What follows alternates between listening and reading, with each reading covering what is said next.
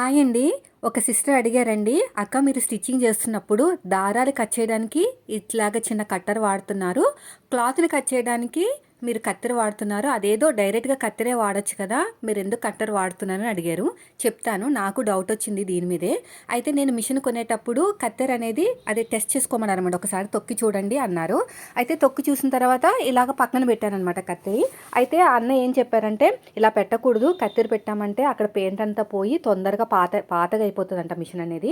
అస్సలు పెట్టకూడదు. కావాలంటే చిన్న కత్తెర లాంటిది ఉంటది. అది వాడుకోవచ్చు. దానివల్ల ఎలాంటి ప్రాబ్లం లేదు. కానీ ఇక్కడ మాత్రం కత్తెర పెట్టకండి.